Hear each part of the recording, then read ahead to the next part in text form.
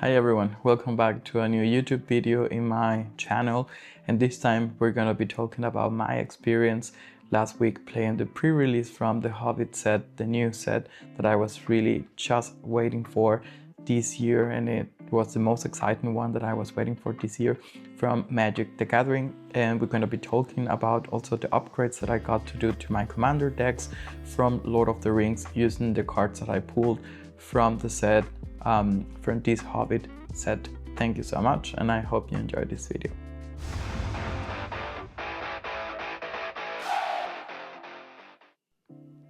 Well, first of all, I want to talk to you about my experience playing the Hobbit pre-release last week.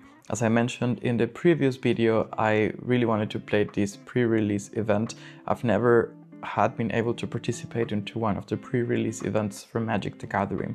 And well, I'm just gonna try to explain what a pre-release is for the people who don't know much about Magic the Gathering, but also I'm going to have at the end of the video to mention some of the upgrades that I did to my Commander decks using the cards from the Hobbit. Most of my decks are from Lord of the Rings, so some of the cards that I pulled were really suitable for my already existing decks that you saw probably also on my videos on my YouTube channel.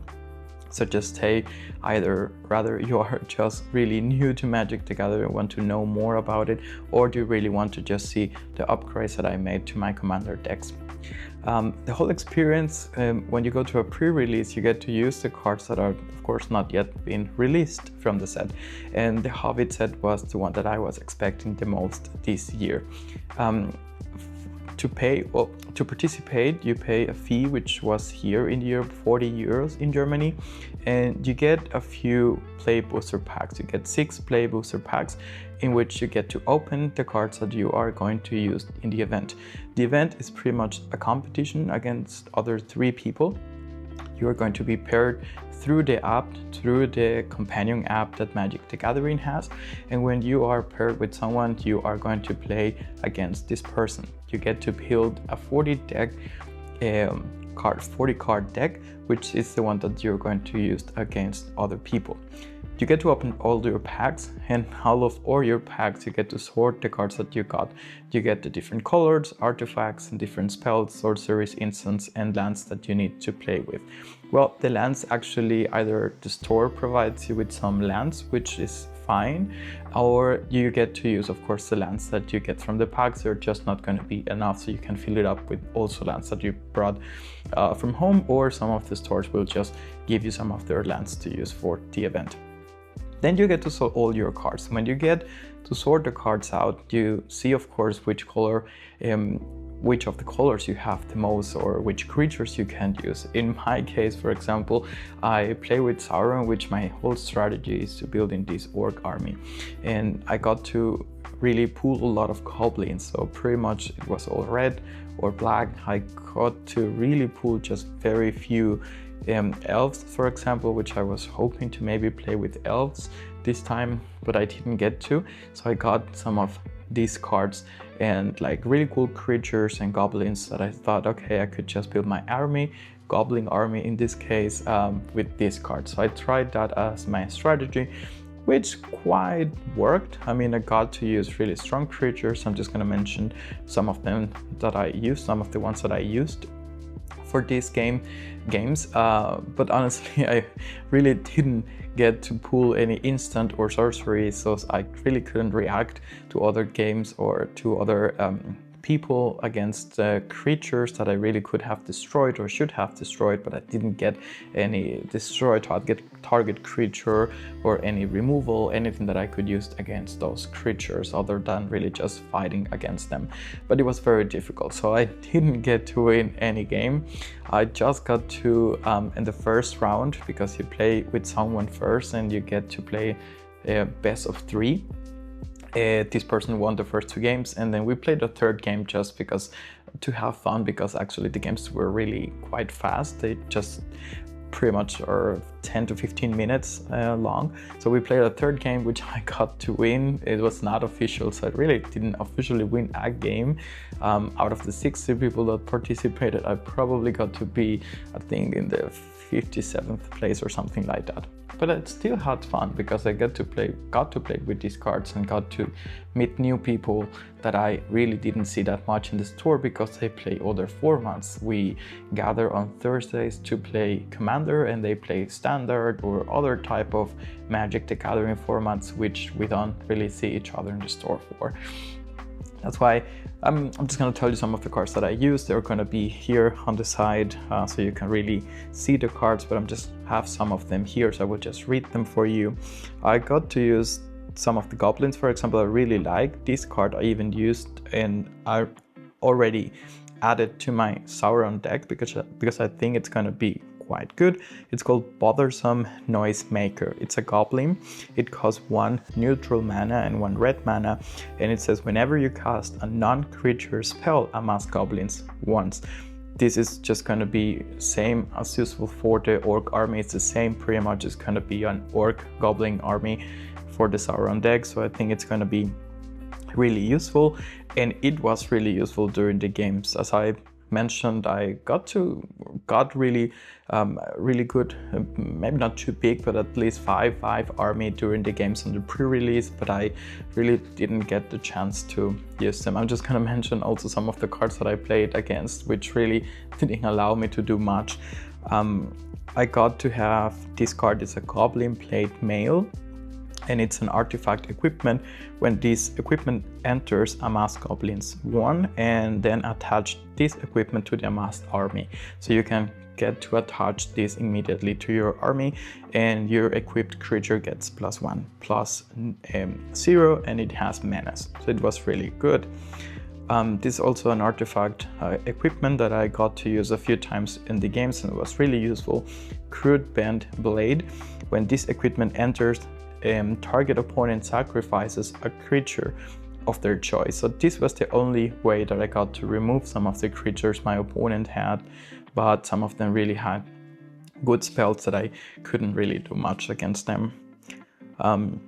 Also, you have this card. This is nice. It's Misty Mountains Rider. It's an expensive card. It's 4 neutral mana plus 1 red mana. It's a goblin soldier. You get, whenever you attack, amass goblins 2. So you pretty much amass an army. That's what I did. As I mentioned, I got to pretty much 5/5, maybe 6/6 army at some point. I have also got to pull this card, Goblin Town Flunkies. It's 1 neutral mana, 1 red mana with haste. It's a 1/1 card, and you get, when this creature enters, amass goblins 1. So I had at least 3 of them on my deck. Now I'm going to mention the first card. I really I couldn't do much about it. I couldn't really destroy this card, and it caused me so much trouble in the first few games with the first person that I got to play with. It's called Dane, and I think I'm just gonna search it here on the computer because I got to have it on German, so I wanted to translate that. Dane, Lord of the Iron Hills. What he does, essentially, he has vigilance, and he has this new mechanic from the Hobbit, which is called Storied. These cards are just gonna have something that will make them become storied, and then you can have this benefit for the rest of the game. For example, if you control 3 or more artifacts, legendaries, and or sagas, you have an enduring story for the rest of the game. And for him, for Dane, as long as you have an enduring story, creatures you control, creatures can attack, so they can attack the owner of this card unless their controller pays 1 neutral mana for each of those creatures. So every time I wanted to attack him, if he had this story already on the game, then I couldn't unless I paid 1 neutral mana for each creature that would be attacking him. So in sometimes I really didn't have enough mana to do the whole thing on my turn and then attack to pay 1 for each creature that I had. So I really couldn't do much against that, and I couldn't also just destroy this card. As I mentioned, I didn't have any instant or sorceries to do so. I got to buy, when you go to a pre-release, they give you this 6 play boosters in like a small pack, and you get in this small pack, this is my dice pack, you get a die as well, and you get this little die, in different colors. Mine, I think it's quite like a bit yellow, I think. It's really nice. You get to get that die. Also, I bought extra a bundle, and in the bundle it's a bigger box, and in this bundle you get to get 9 play booster packs, which I really found good for around 60 to 70 euros. It's not super cheap, but you get this box which comes with the bundle, and of course I got to put like most of my cards from the set in here. Also, you get a die which is a little bit bigger and nicer than the one that I showed you already, and of course you get to have this is the die that comes with that bundle, and you get 9 play booster packs. I had already ordered back then, around a week and a half ago, when I played the pre-release. I ordered a play booster box and a collector pack, just one single pack. But I wanted to have the bundle and to have some of the packs after the pre-release to open it. And some of the cards I was hoping for, I already mentioned in the last video. And unfortunately, well, with the bundle, I really got to get some really cool cards. For example, one card that I was hoping for to have during the pre-release to play with was the Great Goblin. Of course, I wanted to add him also to my Sauron deck, so I was chasing that card a lot. I didn't get to open it in the first boosters from the pre-release, but I got to open it when I came back. I got to pull that card when I came back home from those 9 play boosters that are in the bundle. So I got really good cards. There's also one card that I think it's called the Queen of Dale. It's a white card that lets you recruit, which is something that you can use in many different ways, and it could benefit many different commander decks. I got to pull 3 of those cards. The simple version of that card is around 15 euros, and the better, like I think Dragon Scale version is around 20 or something like that. I got to pull all those 3 cards from the bundle, so the bundle was really a good deal for me, and I got to pull some nice cards. Then, well, I bought, as I mentioned, this play booster box, which wasn't amazing. Of course, I got tons of fun opening all the packs, and I probably have way too many cards from the Hobbit set now that I could use to just build maybe some standard 60 card 60 card decks to play against some of my friends just for fun, because I really have a lot of cards right now.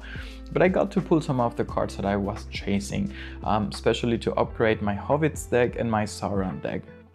Some of the cards that I already add to those decks are Smog Wicked Worm. I got to pull the normal version and the Dragon Scale. No, not the Dragon Scale, the book version of this Smog Wicked Worm. I will use it now, I decided, not only for my Sauron deck, but I will use it as a commander, because I was chasing also the card for the card named Smoke the Impenetrable, but he has way too many combos as itself as a card, just with another card, just 2 combo cards. There are just way too many combos to win the game easily if you have him as a commander. Well, it could be fun, of course, to have some commanders like that, but I already have Sauron, which is a really strong deck, and I really didn't want to have just another deck that I could win with just pairing 2 different cards as a combo and win the game, especially if you have like 18 of them in your deck. So I switched to have him, Smog Wicked Worm, and this nice version card as our commander. And what he does is essentially he has flying, well, he's a dragon, and then when he enters, you create X tapped treasure tokens, where X is the number of artifacts your opponents control. And then whenever you cast a spell, if mana from a treasure was spent to cast it, you draw a card and lose 1 life. And it's not super powerful as the other Smog, but I think it would be a really fun commander to have, and to just create tons of treasure tokens and to pair it with many cards that will damage your opponents by creating tokens. So that's what I will be building from this Hobbit set, the Smoked Wicked Worm. I got to pull, as I mentioned, the Great Goblin in his nice art. I got to pull, for example, Tom, Bird, and William, which is not going to be an upgrade to any of my decks, but he could be a commander itself. I've saw already some of the videos of some people playing with him as a commander, or with them as a commander, which is also really cool. so I was happy that I got to pull that card. And some of the other cards that I pull, for example, for the Hobbits, I got Belladonna Tug, which is also a really cool card to have. I'm just gonna try to find it here to read it for you, because it's a really useful card for the Hobbits deck. It says whenever a token you control enters, you gain 1 life. If this is the first time this ability has resolved this turn, if it's the second time, you draw a card, and if it's the third time, you put a +1/+1 counter on each creature you control. Pretty much, if you have in the Hobbit set and the Hobbits deck, I have the ability to use, for example, Academy Manufacturer to create 1 token and get 3 tokens out of it. So this will be really useful. I can just gain so much life in that deck, so this will happen 3 times easily every turn. Great, that's 1 card I definitely already added. 1 card that I got to pull around 3 times, which was really cool. It's My Precious. It's not a really expensive card, but this card will allow me to make one of my creatures if it's an equipment, so it will work this as an equipment. And if I pay the 2 life and the 2 neutral mana, they will become unblockable. This is essentially really good for my Hobbits deck, because sometimes I cannot attack then with Frodo and I want him to attack and be unblockable, so he can activate the ring tempting abilities that he has sometimes. That has to happen in either turn 1 or 2, or else I won't be able to do it. That's why it's really gonna be useful there. And for my Sauron deck, it will be useful to make my orc army unblockable. I have at least 4 different ways to do so. This is probably just going to be the 4th, I think, or the 5th way to make my army unblockable and essentially try to win the game with a really strong army. The cards that I was chasing for, that probably everyone was chasing or is still chasing, is Gleam and Splendor. I didn't get to pull that card, but I really want to have that card. As I mentioned, I pulled many different cards, but unfortunately not the ones that I was looking for, or all of them. And well, the Gleam and Splendor book cover version, it's really nice. I will just put it here for you guys. It's really cool, but well, I'll try to see if I can get to open some of other play boosters and just see if I can find it. Well, that was pretty much for today's video. I hope you had some fun. Just listen to my experience on a pre-release. I hope if you find Magic the Gathering interesting, you can find a local store to go and play against other people, which is really fun, and maybe just participate also in some of these events that are going to be currently offered in those stores. I really want to be part of the pre-release. I was able only to participate 1 day, but I got to meet people that already were like a 3rd time during, like, they got to be in different pre-releases from the Hobbit in different days. Well, thank you so much, and I will see you for the next video. Bye.